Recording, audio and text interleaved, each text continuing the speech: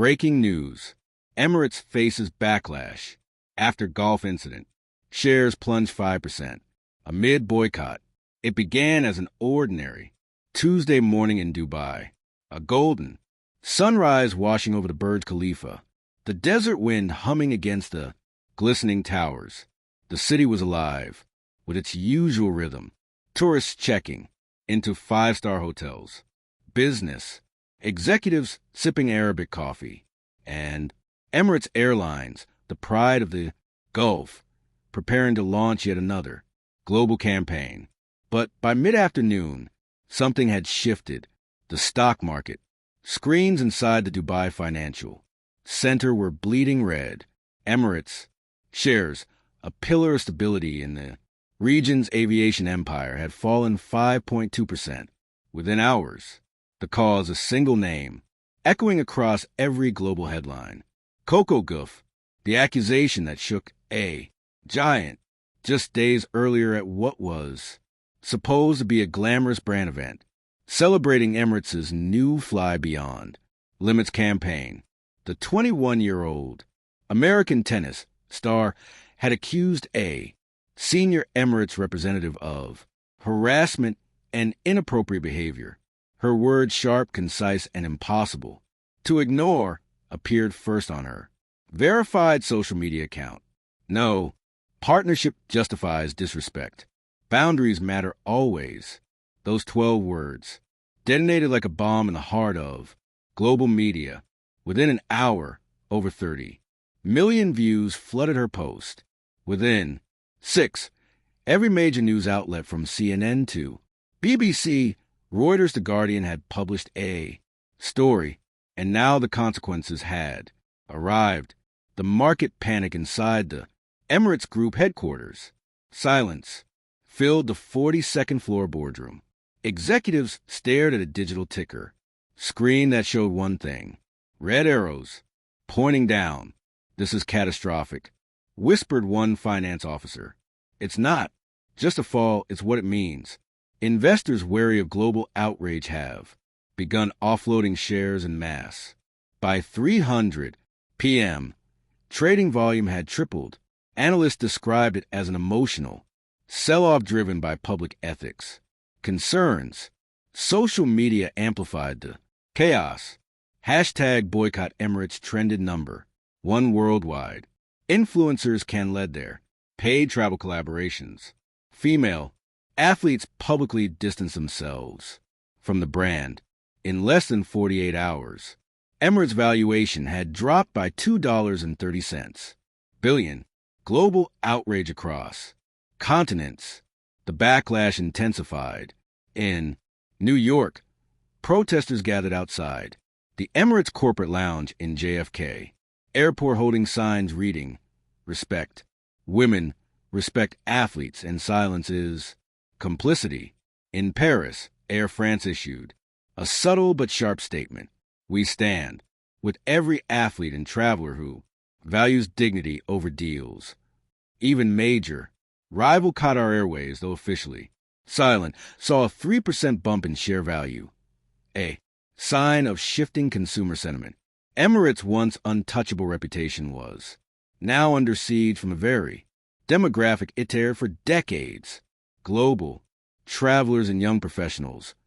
The internal collapse behind closed doors. Panic spread. Emails between top executives leaked to the press show divisions within the company. One senior PR director wrote, "We cannot deflect this anymore. Every denial makes it worse. The world is watching." The accused executive, the man at the center of the scandal, had been placed on administrative leave, but critics called it a weak response.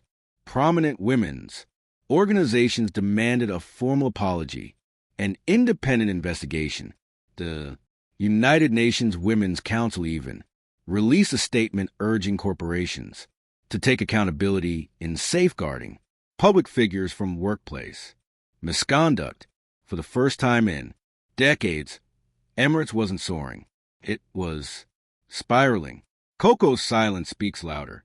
Meanwhile, Gauff herself remained mostly silent, focusing on training for the Shanghai Masters.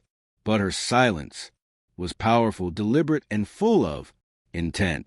Every image of her hitting, forehands, or walking into practice, calm, focused, dignified, became symbolic. She didn't need to speak.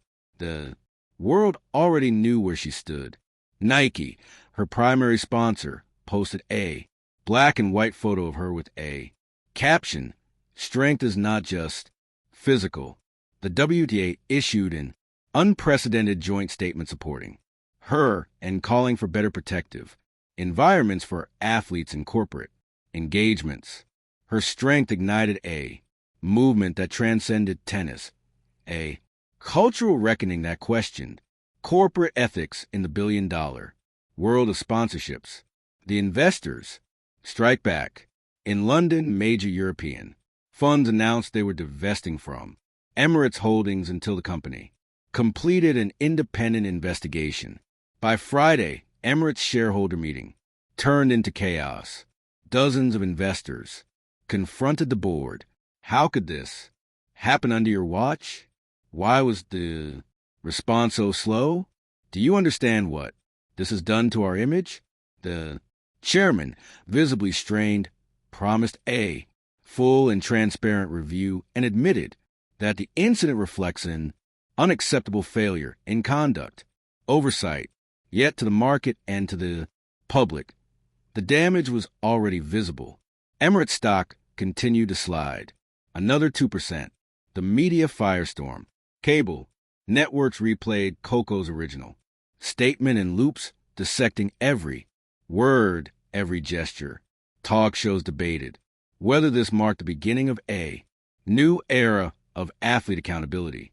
On The View, Whoopi Goldberg said, "This is what courage looks like." She could have smiled and said nothing, but she didn't. ESPN aired a feature titled "The Price of Silence." How Coco Gauff shattered a corporate illusion. Even the Wall Street Journal weighed in. The documentary moment. Months later, Netflix announced a new feature documentary, Falling from the Sky, the Gauff Emirates Reckoning. The trailer opened with the line, "One athlete, one statement, one global reckoning." It chronicled the behind-scenes unraveling of the crisis, the financial panic, the media frenzy, and the cultural shift that followed.